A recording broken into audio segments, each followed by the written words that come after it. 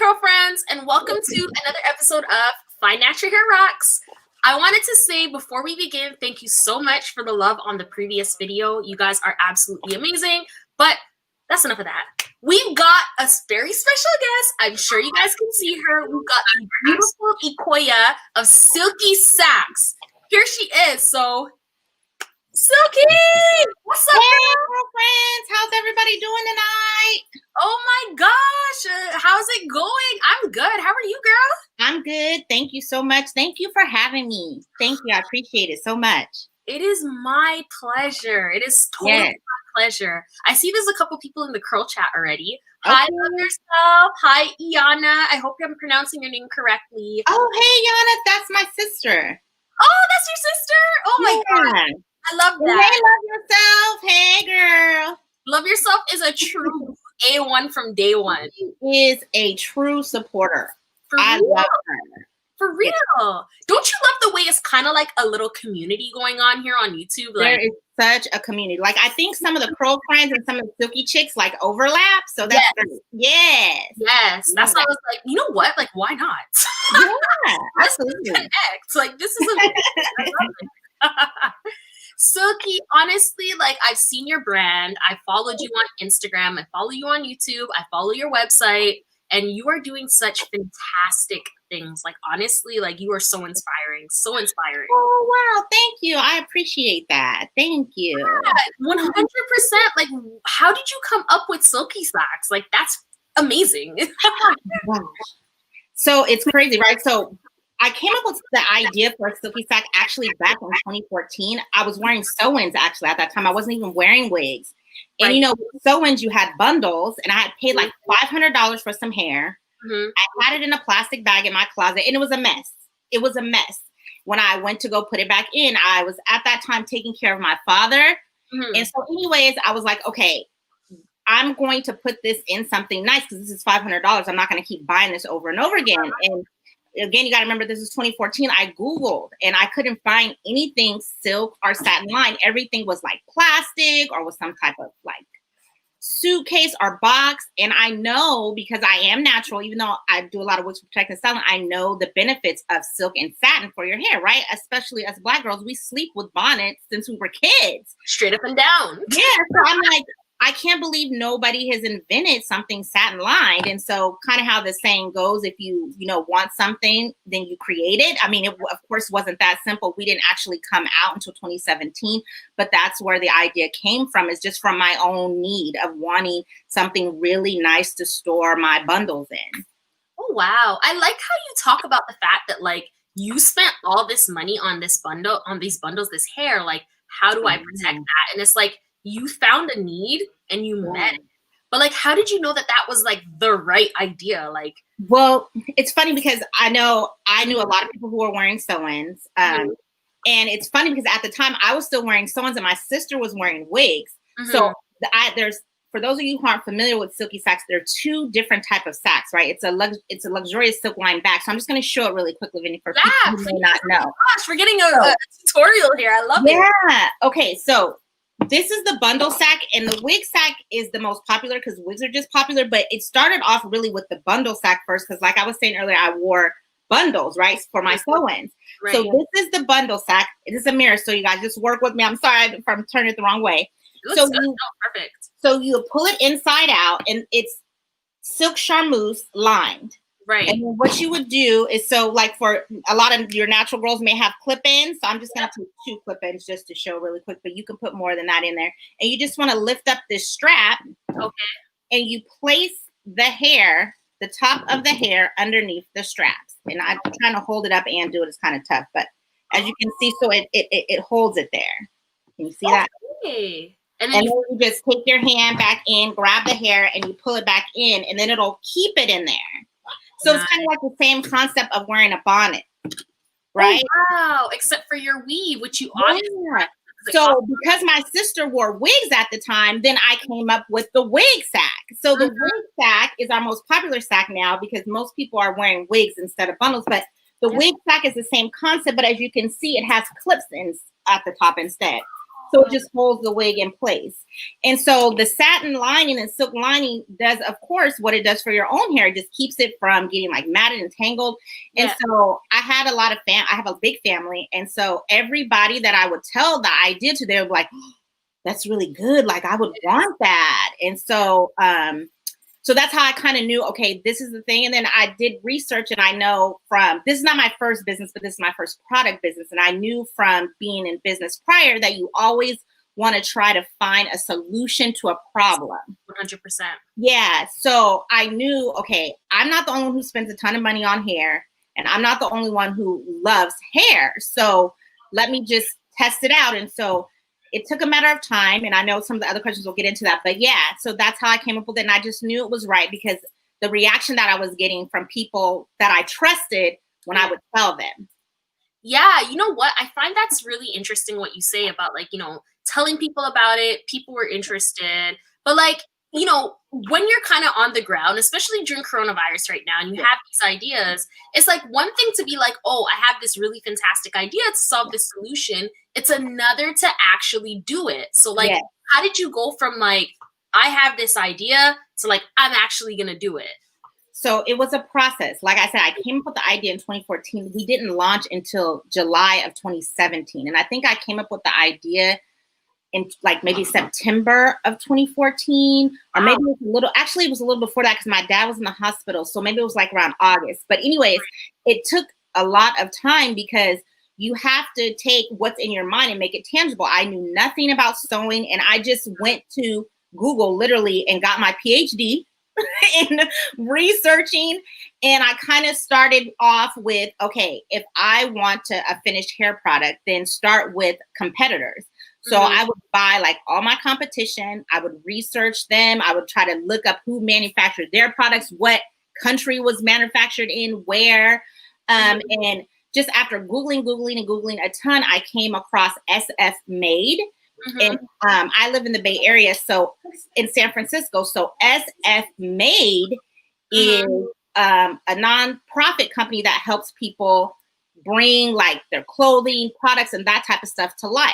And so then from there, I just kind of went down a rabbit hole and was able to find more and more things. And I ended up coming across Maker's Row. So if any of you guys out there want to make a product, Maker's Row. Maker's Row. Yeah, Maker's Is that Row. a website? MAKERSROW.com.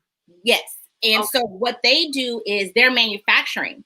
And from then I learned from their blog and their articles and their different things about how you take and make a product tangible. So I had to learn about like a tech pack and making prototypes and all those type of things. So I would definitely say if you're in the Bay Area, look up SF Made. If you are not in the Bay Area, but you just want to look up that, then definitely look up Maker's Row because their blog is phenomenal.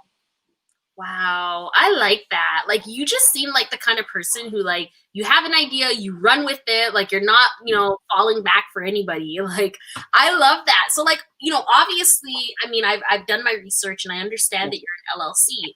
What was that process like becoming an LLC? And for those of you guys who don't know what an LLC is, it's basically, it means that you're incorporated. So, Silky, what does that mean for you? Like, what was that process like becoming incorporated in the US? So becoming an LLC is not easy. Here in the US, it's based on the state you're in. So every state is different. So, but every state you definitely go through your Secretary of State, because every state has a Secretary of State that you have to register with. So I'm in California. Being an LLC in California is not cheap. You have to pay $800 every year. Wow. Whether you sell 1 million items or no items. So, really do your research. But for me, so what I had to do was make my articles of incorporation. I had to pick a registered agent. Yep. And so these terms, you can Google them if you really, want to get into it. This could be like a whole nother live, but for sure. Look up, if you're looking to be an LLC, you want to look up, you go on your Secretary of State's website and Google how to do it. But here in California, so I had to put all my articles of incorporation in, figure out if I'm going to be a member, single member, how I'm going to manage it. And then after I filed all the paperwork, got my seller's permit, got an EIN number, then I was able to become an LLC. So it's complicated, but it is worth it. And I know that you probably can speak to this because of your job. You know, an LLC is really good if you have assets. And that's primarily why I did it, is to protect and separate my assets, so that if, God forbid, if someone was to come after me or sue me for something, Silky Saks is its own entity and Ecoya is her own entity. So you can go for one or the other. So, you know, if something, God forbid, happened with Silky Sack and someone wanted to sue me, they could only sell Silky Sacks. I wouldn't be liable personally. So that's the reason. I think a lot of people now just think it's standard to be an LLC because so many people do it, and really research, because it's expensive. I mean, if you don't have a lot of assets, if you don't own a lot of things, I own property, so I wanted to definitely protect myself in that way. But if you don't own a lot, then it might be more expensive, especially in the beginning. It might be easier to be a sole proprietor or separate and then go into it. So yeah. Yeah, and so for that process, did you need a lawyer for that, or were you able to just do it yourself? Well, Because we can do it ourselves. I did it myself. Some people do hire and go through LegalZoom. I did it myself because like I was saying earlier, this wasn't my first time doing a business. So I kind of already knew a little bit about corporations. And there is ways, I mean, pretty much you can look up anything and do it yourself, but you also can pay someone to do it if you don't want to look it up yourself. Getting like the articles of incorporation of that thing, that was tough. So yeah, you know, if you need help, definitely do it. My model is I try to attempt to do everything myself and then hire out my weaknesses. So if there's something I couldn't do or understand, then I would hire it out. Absolutely. And, I'm a huge proponent of like trying to do it yourself at first. But like if you're in a situation where you can't, and it's just better to have the professionals do it, for sure. But like the incorporation process is definitely an expensive one. And, it is around, I think you mentioned it was $1,300 US, right? Like it is around the same price Canadian. If I think a little bit less, actually, it might be like somewhere in the $1,000 zone.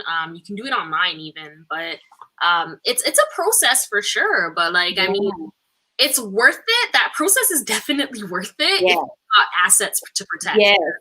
And the other thing, the other thing I was going to say too is also look up, because I don't know if it's the same in Canada, but in the US, there's a term called piercing the corporate veil. Yes. And, there's certain things that if you're an LLC that you have to do annually. And if you're not doing those things and you get audited, or they, question you about your paperwork and it's not filled out, then you can get your limited liability corporation, your corporation taken away. From you. So there's things that you have to do. So just really do your research, because I know it's really popular. I get people all the time are like, okay, so now I need to be an LLC. And so it's more of like, okay, why do you need to be an LLC? Because you can still do business and be successful without being an LLC. I just really want people to know it's more for if you have assets. And once you reach a certain level, and I don't mean to be rude or come across, I hope that this come across condescending, but if you don't have certain things, it really can get expensive, especially in the state of California. If you don't have it, it really can get expensive. It can really be a headache if you're not keeping up on your tax paperwork and those type of things. So just really do your research. So what benefits come with that? Like, I know that it's a separate like legal entity, but like not a lot of people know like what is the benefits of being like an LLC versus a sole proprietor outside of like obviously separate. One of the big things, of course, is the way you're taxed. And it gets more into like if you're an S or C corporation, but taxes can be a great benefit. Also, for me, I think the biggest thing was the asset thing and looking, as things looking at things as your own. But yeah, the biggest thing I would say would be taxes, is how you're taxed. That would be the biggest thing. Yeah. And so would you say that you feel like you're taxed, like from an experiential point of view? Like I understand it from like the theoretical legal. Sure. From an experiential point of view, do you find that it's had the effect of lowering your taxes overall Yeah, because I've been able to write a lot of stuff off. And so that's the biggest benefit, is being able to write things off. I don't know if people realize when you're a business, there's a lot of your expenses that you use to run your business. You can write them off. So a lot of the things, I have a YouTube channel where I do videos, and a lot of those videos go to my blog. I'm able to write off a lot of the wigs and a lot of the things that I purchase because it's a part of my business. Also, your phones, electricity, your internet bills, just anything that you use for your business, it could be written off. You definitely want to make sure that you have somebody who knows laws and who's educated in like taxes and that kind of thing to help you with it. But yeah, that's to me the biggest benefit besides being separating you and being an asset is the tax benefits for sure. Absolutely. There are so many benefits to it. And I mean, Crow friends who are listening to this, like obviously, the best advice comes from a lawyer or doing your research yourself, pursuant to your own particular circumstances. But for the most part, what you're saying, Akuya, is very much in alignment with like what I understand it to be, that it is the separation of your assets in your personal capacity as Akuya, and then your LLC as Silky Saks. So that's absolutely fantastic. So I mean, you've got Silky Saks, you've got your products, you've got your LLC, everything is jiving, everything's working really well. But in terms of kind of getting to the process or getting to that end result, that end product, like how do you source and develop your Silky Saks products? So really that is the hardest part to me of the whole process. If you don't like research, then developing products is not going to be something that you will like to do. But it all starts with research. I try to join a lot of Facebook groups. I try to just really keep my ears to what's going on as far as like the wig community, what's new, the trends, and trying to just always meet a need. Our slogan is better care is better wear. So I always try to make sure that whatever product I'm coming out with is to either make your wig better to wear, easier to wear, or making it care, some kind of way of care. So we also sell like hot tools to help style your wigs. We have our edge scarves that are super popular that you can wear to help lay your wig down, but a lot of naturals like that as well. So just everything has to start there. And I just look to see like, a lot of Facebook groups are on like popular people's YouTubes in their comments of wig videos. What are people wanting? What are people asking? And then once I come up with an idea, you kind of have to do, like I was saying earlier, go on Google, do your research, see what manufacturers make that. I know for me, a lot of times just looking on bottles and reading labels and like all the little tiny fine print that nobody pays attention to. There's so much gold and information there as far as like trying to create products. And then after you get it, of course, nowadays we're so lucky. I remember when there was no internet. I'm showing my age, but I do. So you guys who are here now, and for us who are here now, I'm blessed to now just type information in and a lot of stuff will come up. You just have to do your due diligence as far as reading it. And then the other thing I always do is I always test. I always give my products to family members, friends to test and get feedback before it goes to market. Because you really want to know if people like it, if they don't like it, how you can fix it if it needs to be fixed. Absolutely. And it can get expensive manufacturing. So you definitely want to make sure that you're trying to pay attention to what people want and do your best to meet that need and definitely test it. I mean, all of that is so much work though, right? Like it's incredibly time consuming. It sounds like it's very time consuming. Like I spent hours. I remember telling my cousin in the process of making a Silky Sak, the reason why the Silky Sak doesn't exist because it can't. Because it's just, it can't be done. And he was like, are you kidding me? Like it can be done. Of course it can. But just, the simplest things, like for example, and I don't want to go off on too much of a tangent, but these clips, that's one manufacturer. These straps, that's one manufacturer. The drawstring, that's one company. This is one company. The inside is one company. So every little piece is not from one person.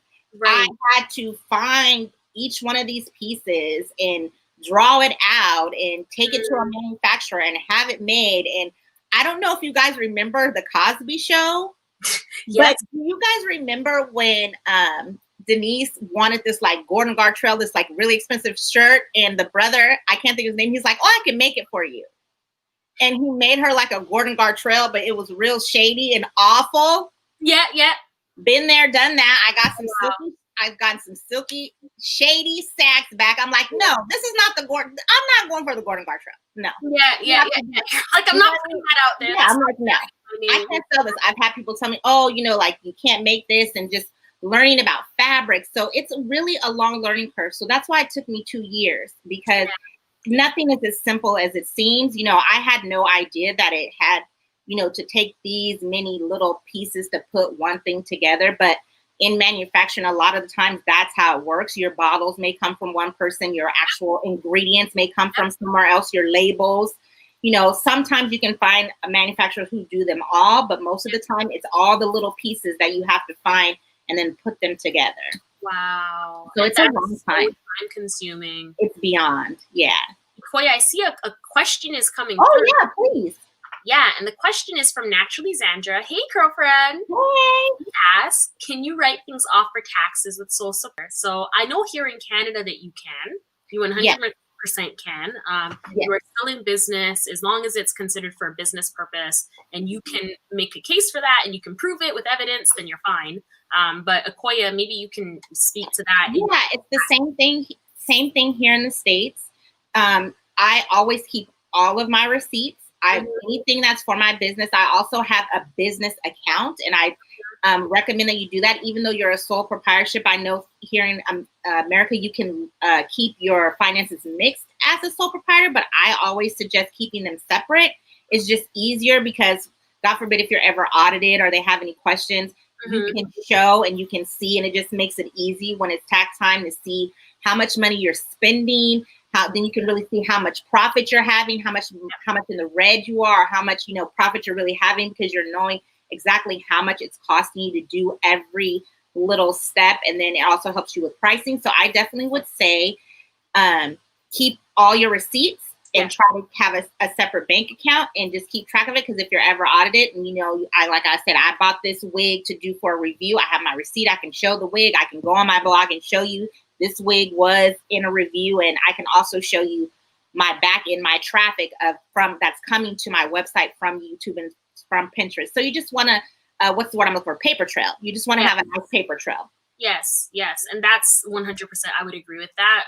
Because, you know, push comes to shove, if you have to explain yourself before a trier of fact, or, you know, a judge or whoever, adjudicator, that paper trail is what's going to form your evidence. So you definitely need that for sure. So, I mean, you've got so much, like, that's a lot of time in terms of product development, your paper trail, you know, maintaining your LLC. Like, how do you manage that and, like, the competing interests of, you know, family, friends, your own self-care? That's important. How do you do that? It's a battle. And I think just making peace with, there are days when I'm going to be a horrible wife. There are days when I'm going to be a horrible stepmom. There are days when I'm going to be a great business person. There are days when I'm going to be a horrible business person and I'm going to be a phenomenal wife. Yeah. And I just think you just have to make peace with that. There is no perfect way or any perfect system. I think the key is to have a system that works for you. My system is everything gets written down in a planner. And I try to be really objective and know, like, okay, anniversaries are coming up. Birthdays are coming up. So I will kind of try to not plan things around that. Sometimes things happen and you can't control it, but you know, you just have to prioritize what's important. But there was definitely days when, you know, my husband was like, really? Like, you're in the abyss of Silky Saks. Yeah. You get a little time, and, you know, so you really have to just really prioritize and then make peace with. There are times when something's going to suffer. I've listened to so many podcasts and so many people who are more successful than me, and they've kind of said the same thing. And so I just have made peace with that. Yeah. That, you know, some days everything is not going to be 100%, and prioritize what's important. So I really try to, like, make sure, like, birthdays, anniversaries, certain things where there's, like, non-negotiable, really try to schedule and make sure that I'm not available, or I'm not working on those hours during those days, during those times. And you just got to make it a priority, but definitely planning, timing, definitely planning. And do you find that, like, I mean, do you find that, you know, in running your own business that you're spending more time on your own business than you did when you were like a employee? Oh my God. I'm not kidding. I haven't timed it in a long time. But I wouldn't be shocked if I worked 80 hours a week on Silky Saks. Oh, are you kidding me? Girl. I'm not. I go really hard, and I'm gonna just tell you now, it's unhealthy. I don't have a normal work ethic. She's like, don't do this. I don't feel like Silky said she 80 hours a week. No. Woo, that's but my husband and my family are really good about saying enough. Yeah. Because I will, and in these last 2 years, I've learned to, like, you have to take the time to do the things that you really love and take care of yourself, because I was the girl who'd work herself into the hospital. Like, I'm not even kidding about that. And that's so unhealthy. Yes, and I don't recommend it at all. Yeah. You know, you have to make peace with it is where it is and be okay with that. And so I have learned that done is better than perfect. Yes, I love that saying. Yes, done is better than perfect. And I've learned that I'm not going to be great at everything, and that's okay. Yes. Just do your best. So, like, the planning has really helped me. You know, I write down all the things I need to do for the week, and I'll keep going. I'm blessed that my husband works a lot of hours, so I'm able to work without feeling neglected. Also, my stepson is older. He's a teenager, so, you know, he's pretty self-sufficient. So that, you know, does help. But I know there's people who have, you know, kids who are younger and they don't have that. Right. So you really have to plan. And then the other thing really is systems, really building systems, because when you hire out, it's very easy to have somebody take over the system. Like, I have someone who's helping with me with my social media, but because I built the system, they're able to just take over the system and do it and give me back time. Right. So, you know, creating systems, and just knowing, like, when I'm starting to feel tired, knowing that it's okay to rest. It's okay to rest. And that's the hardest part. You mentioned something really cool about social media, about having someone help you with your social media. And you have a really strong social media presence. So given that you have a strong social media presence and, you know, you also have a strong business platform, what kind of advice do you have for someone right now who, you know, is trying to start an online business and might be kind of towing the line between, do I start with the content or social media content, or do I start with a strong business strategy? Like, which one? Like, what's your advice there? You know, this to me is like, what came first, the chicken or the egg? I love that. Yeah. You know what I mean? Like, it's really, I mean, I know we've kind of talked about this before too, very privately. And for me, I put business first, and so I definitely went, and as soon as I found out, okay, I want the name of this business, Silky Saks. Once I got everything legit, I went and I took those names on social media so I didn't have to worry about it. Right. So if you go back and look, a lot of my stuff is from September of 2014 when I first came up with the idea, but I didn't actually start producing a lot of content until 2017. Oh, wow. So looking back now, I feel like if I would have took people on that journey with me and kind of talked about it then when I launched, maybe it wouldn't have been the crickets, because I launched the crickets online. Oh, I hear you. I think it was because, first of all, I'm Generation X. So yes, online, I know it, but I also have a very strong offline presence, right? I remember the world without it. So for me personally, I didn't think a lot about social media besides just posting. I didn't realize really the power of it and how you can really tap into an audience till once I was like more secure in Silky Saks. So I would say you definitely want to start, in my opinion, looking back, I would have done both at the same time. It's really hard though. I mean, it's really hard. And part of the reason why I didn't, because like it's a crazy learning curve, just learning business. And then, like, you know, we were talking about the research and products. And then you mean I got to make sure I'm posting on Instagram every day and Twitter. I mean, it's a lot and something you have to give. So for me, it was the opposite. I really focused on business. And then I came to online. But I would say if I would have maybe took people on that journey, it might have been different. But, you know, hindsight is 2020. I think it's really all about what you're strong with. And so I don't know. I just think whatever you feel like is best. But I definitely would say try to do both. You're not going to be 100% at both, but just try to do a little bit of both, because I did have a little bit of an audience online, but I had a bigger presence offline because I was doing a lot of like vending and going to a lot of shows, trade shows, meeting people, and doing that type of thing. Like a really nice presence. Yeah, so I didn't think about that. But now because of COVID, that's not an option for I don't know when. Yeah. So, you know, so now you definitely have to have a strong online presence. So, you know, it's like the chicken or the egg, right? But I would definitely say try to do both if you can, and just know that you're not going to be perfect at it, especially when you're just beginning. It's just a lot to learn. I mean, I've been in business 3 years and I'm still learning every day. It's just a never-ending learning experience. And you know, Silky, like you and I, we talked a little bit ourselves about, and I call her Silky. If you guys are wondering why. It's all good. Because I met you through your social media. Yeah, it's all good. It's all good. Of course, the beautiful Akoya. But yeah, we, you know, I like, and kind of shared this conversation together that I am building the social media with the business at the exact same time. And so that does come with its drawbacks. It does come with its challenges, because essentially you are trying to like do two things at the same time. And of course, I'm still a full-time employee elsewhere. So it's difficult. It's not going to be an easy ride for sure. And so this kind of segues really nicely into my next point, because so many of us have been negatively impacted by COVID-19.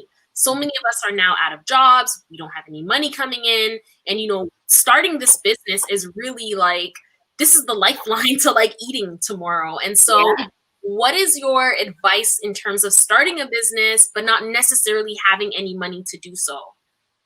So first of all, there's a lot of things. So first, there's a lot of things that you can do that are free, right? But at some point you are going to have to spend money. So let me start with that first. What you can do for free is definitely set up your social media accounts. It costs you nothing. It costs you nothing. If you have a phone, you can make a video, you can make a Twitter, you can make everything. So definitely start with social media presence. You know, definitely join Facebook groups. It's free to get an EIN number. There's a lot of things that you can do for free. So you know, whether it's taking pictures of products, learning how to source products, or whatever your business is, getting that information, all those things that you can do for free. And then the other thing I want to say is I think people, when they think that they don't have money for their business, I don't believe that's true. I think that people think in terms of lump sums. I think people think, oh, I need $10,000. If I don't have $10,000, I can't start. And I'm glad that you're asking this, because I want to show you guys this, because I hope this inspires somebody. Everything I do at the end of the day, I hope it really helps someone. So I have a family, like I said, and when I got the idea for Silky Saks, I didn't have this big, huge lump sum that I could just put towards it. So what I made a conscious decision to do, I wrote down everything. I thought, okay, Ikoya, what is everything you need to make Silky Saks a reality?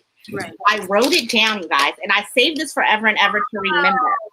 As you can see, it's all crossed up. Like some of this stuff on here is do a photo shoot with products, finish website, publish website, get a PO box. And what I would do is every paycheck, I would be like, okay, what can I afford to do on my list? Right. And so I hope that will encourage someone, like, just write out everything you think you need, you think you want. And even if you only have $10 can buy your domain name. Yes. You know, so I think over time, all these little $10 here, $100 here, $50 added up to a lot of money. But I didn't wait till I could do all of this at once. And that's what I'm hoping you guys will be encouraged by. Don't wait. If it's something that you want to do, you can do it, and you do have the resources. You just might not have it all at one time. There was times when I only had $100 to give to Silky Saks. There was time when I only had $5, $10. But whatever that was, I sowed it into my business. And I believe in the principle of reaping what you sow and sowing good seeds. So if you put seeds in the ground, at some point it's going to come up, right? If you sow an apple seed, at some point you're going to get apples. You got to work on it, but at some point the apples will come. And so what you guys see now is a result of this crazy, as you can see, list. And so whenever I'm stressed out or like get discouraged, I pull this out and I think about like what you have now. You wrote a list and you were trying to get there. So I want to encourage you, if you feel like you don't have the business, you don't have the resources, you do. You just have to focus on what you can do today. I remember my mom used to always say, how do you eat an elephant? Little piece at a time. Mm-hmm. So, do that. But I mean, if I get that, you might be on a budget, but just do what you can. And at some point, everything will get done. And definitely if you like really have $0, start with social media. I love that. I especially really like your list resonates with me completely because like yourself, I'm really into lists as well. I think it has a tendency to really streamline your thoughts. Yeah. Get it out of like your head because you know how like it has a tendency to kind of like percolate up there. But when you put it on a list, it's like it was a real thought. You can save it. You can refer back to it over and over and over again without losing that real thought. And I think that that's such a great thing. And so how did you decide like what you wanted to focus on in terms of like those different pieces? Was it more about like, what can I afford? And that's what you focused on? Or was it like more of, this is strategic in this moment for me to focus on? Like, how did you make this decision? At first, because we were trying to buy a house, it was what I could afford. It was what I can afford. Okay. Today, this is what, after I did all my responsibilities, this is what I can do for Silky Saks. And at some point, it gets to a point where you ain't got nothing on the list, but you got to get the big stuff. You know what I mean? But, and then some stuff would lead to other things, so it just all depend. But the thing was, I think, like you said, Lavinia, is just getting it out of your head and making it simpler, making the process simpler. And then for me, every time I would cross something out, it would motivate me because I knew I'm getting closer. I'm taking the steps, you know what I mean? So it would encourage me to get going. But at the time, it was just like, I remember like I had Silky Saks envelopes and I didn't even have a Silky Sack. Wow. But I had packaging to mail it in because that's what I could afford. I'm like, well, people are going to order online. I got to mail it out, right? Yeah. This is $50 right now. I can afford that. So I would get it. Yeah. Seriously, I'm not even joking. I would just get what I could get. I did a lot of bartering, and that's another thing. Look at your resources, your family, your friends that you have. If you have a tight budget, my very first photo shoot, my best friend was into photography at the time.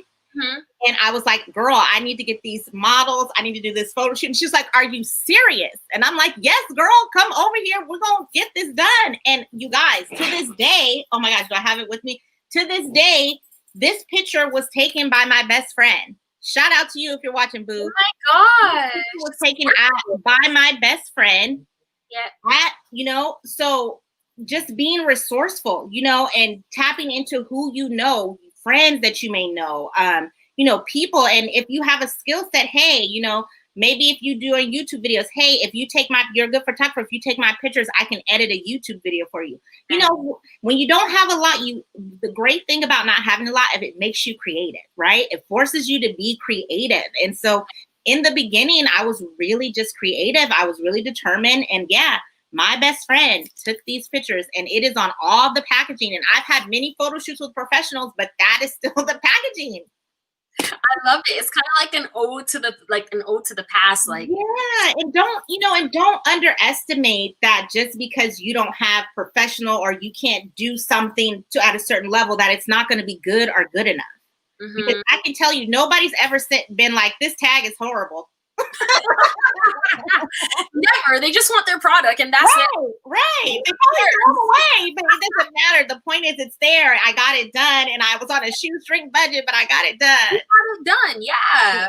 I mean, if it's not there, people will notice that. Like, you just send like the Silky Sack in like a plastic bag or something like that. So don't underestimate your resources and people are just the fact that people have a skill set and may be willing to barter with you with your skill set. Maybe you can trade. I can do this if you can do that for me. You can't be afraid to ask.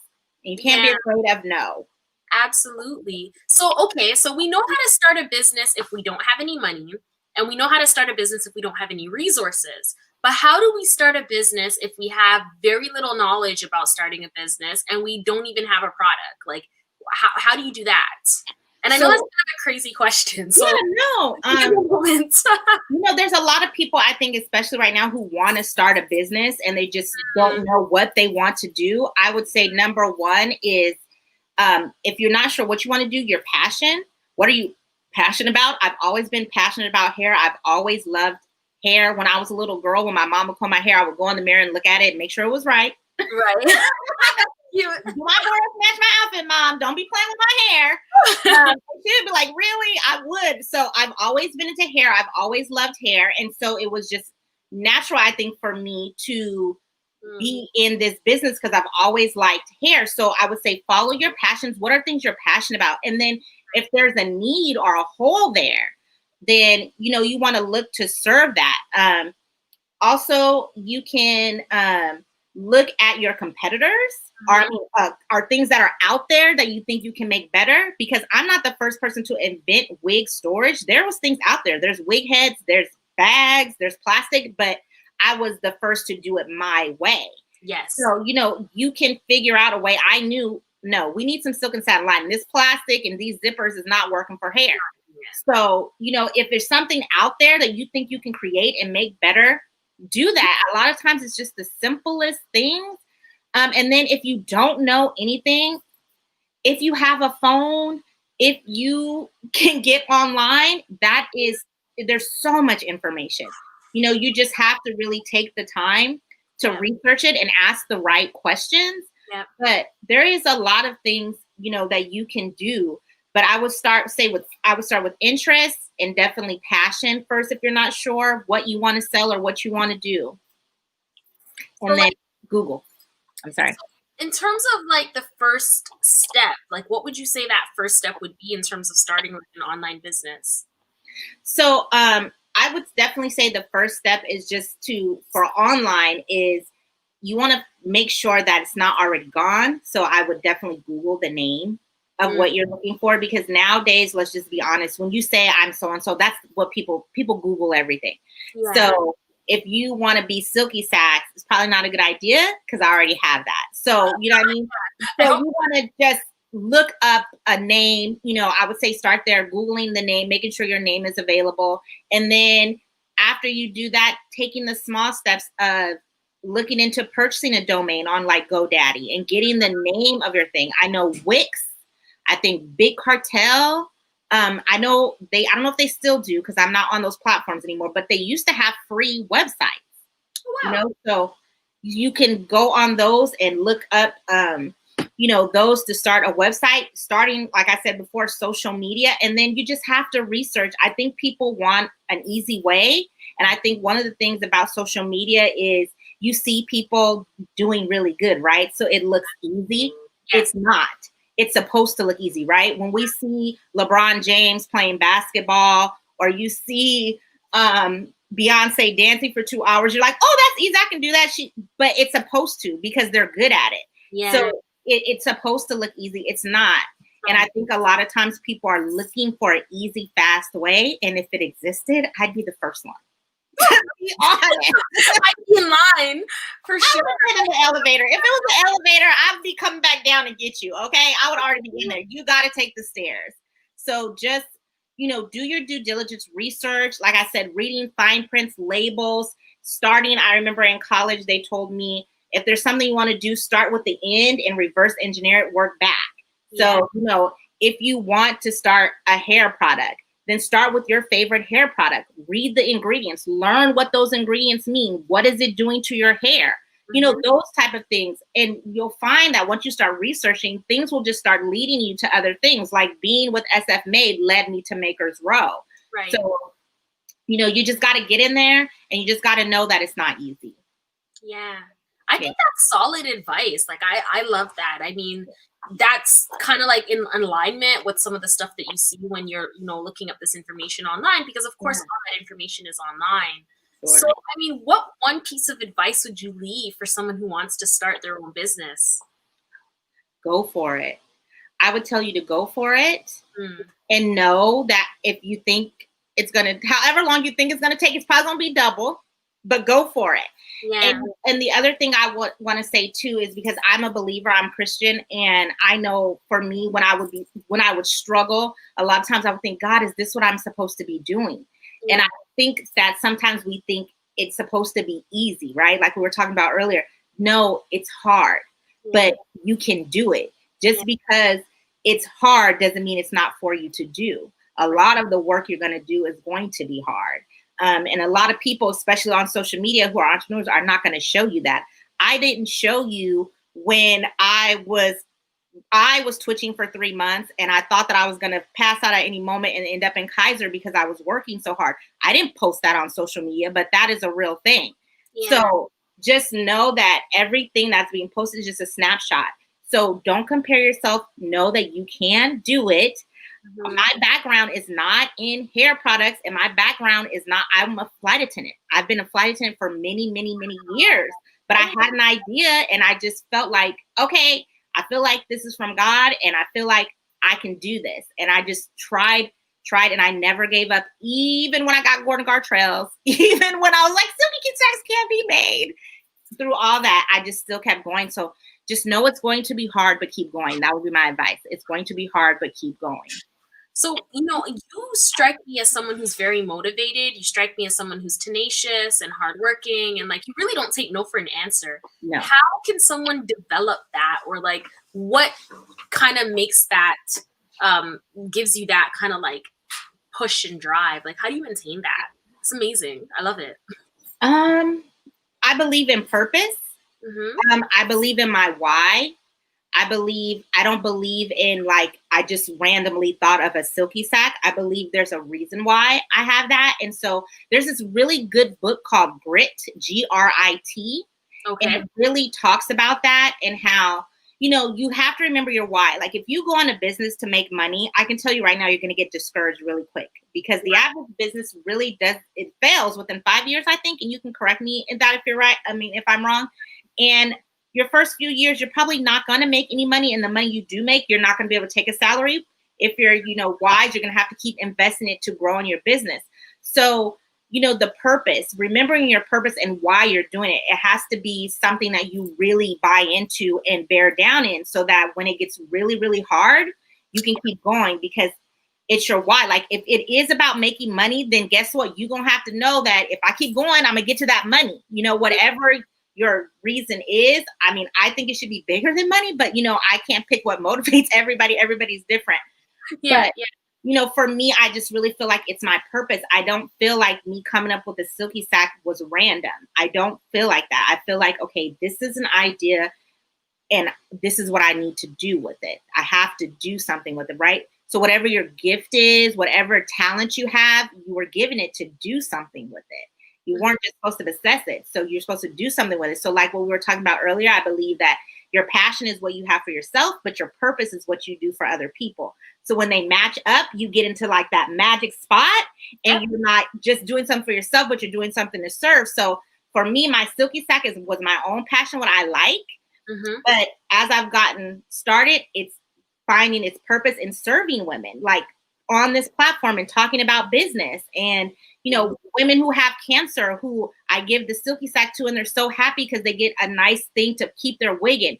That is what keeps me going and working 80 hours. Or when I apply to be on something and they tell me no, it's like, oh, okay, well, guess what? I just have to keep going because it means something deeper than just a bag with hair in it. Absolutely. I love that. And it sounds like you have that deeper purpose that kind of pushes you to keep moving forward. Yeah, I think you just have to find that, really genuinely in your heart. No, if you believe in this product. Now, if you don't, then, but that's really, but if you really believe that something, then you owe it to yourself and you owe it to God or the universe or whatever you attribute to your spirituality to, then you owe it to that.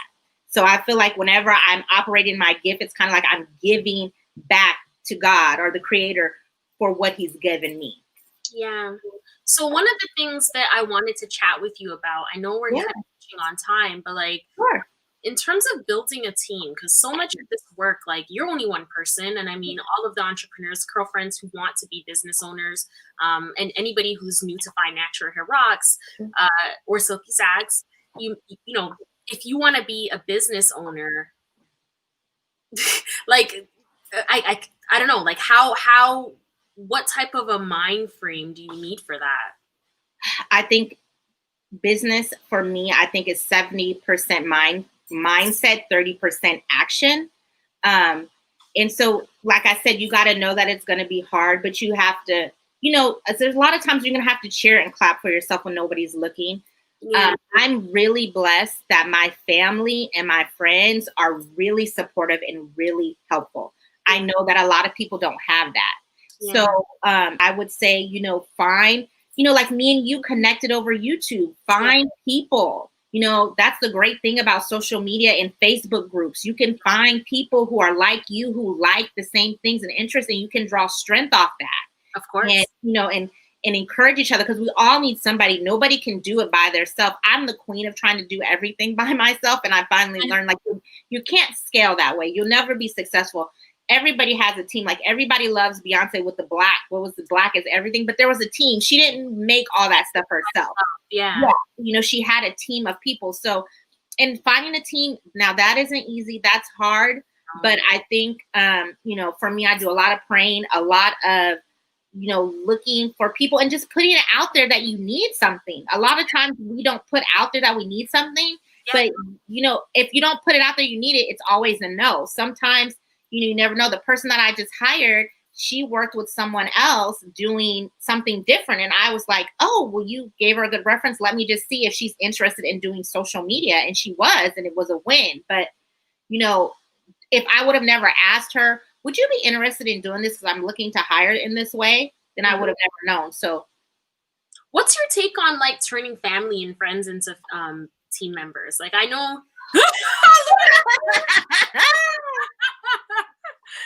Oh, this is interesting. So I come from a family of entrepreneurs. My dad and my grandma, God rest both of their souls, were both entrepreneurs. His mother was an entrepreneur and he was an entrepreneur. And they both hired a lot of family, and it was great because you had the trust, right? But then you also have the, I don't have to do it as good because this is granny, or this is my uncle, or this is whoever. And so sometimes professionalism will lack. But then you have that trust factor of knowing them. So, I think you have to be careful. I think you have to, one thing I've learned about business is you have to take emotion out of it. Yes. And so for me, when I have worked or hired family members, I kind of already let them know, this is not Koya, your cousin, or this is not Koya, this is the beast. This is the business Koya. So I'm going to treat you accordingly, and I pay you accordingly, but I'm also going to treat you accordingly. Like, you're not going to get to slack or get an extra 15 minutes on your break because you're cousin. No, you got to get in here and you got to do the work. So it can be a double-edged sword. I think at the end of the day, really, you should be hiring people on skill set over family. But, in the beginning, people do what they have to do. But I would definitely say skill set over family. If you're blessed to have family that has that skill set, then for sure. There you go. Yeah. Yeah. This has been so amazing. It's been so enlightening. I really thank you for having me. I hope I helped you guys. I can't see comments, but I hope it's helping. I feel like I'm gonna open it up in terms of comments. Okay. If has any questions? I kind of tried to hit them, or we kind of tried to hit them rather, sure. as we were chatting. But for those who don't know where to find Silky Saks, where can people find you? So I'm all over the interwebs. I'm everywhere at Silky Saks, and the Saks is SAKS, like you see on the screen. So I'm there. And then my personal stuff is under my real name, Ecoia, which is ECOUIA. So I'm everywhere. I have a platform everywhere under those names. And you can always find me there. I have a YouTube channel where I do wig reviews and stuff. So you can always find me there. And then, if you have a question or you want to know something, I'm always open to people DMing me and asking me questions. I know some people get kind of intimidated by that. If I have the answer, I will do my best to answer it. If I don't, I'm going to tell you I don't have the answer. But I don't mind doing that because it's tough. It's hard. And entrepreneurship is really, really lonely sometimes. So I'm grateful to meet people like you and all my other entrepreneur friends that I've met. Because it's hard. It's really hard. It's really lonely. And I've seen a post one time. It was up and down, up and down. It was saying the life of an entrepreneur. And it's so true. You have your moments where you're like, yes, I'm nailing it. I'm killing it. And then something happens. And you're like, are you serious? So it's definitely, people think success is like this, but it's definitely like this, know? Yeah. So I see Nappy Life is saying, as someone who is starting a business, I appreciate this content. Tons of pertinent information. Oh, good. Yeah, you're welcome, Nappy. Like I'm so happy that it's helping you, really. And also now on Silky Saks, I also have started doing business videos because I get so many DMs with people asking me questions. So I've only had 2 videos. I'm going to try to get more consistent with it. But so please, if you have a question, because I'm looking to do more content of things that people need help with. So please DM me and say, hey, can you make a video about this? And I'll do my best. I mean, I try to just talk about things I really, really know. So if I don't know it, then, I would just say that. But yeah, please, because we need to help each other, especially us in our community, right? Black women, we have the reputation that we don't support or don't love each other. And I have found that to be the opposite.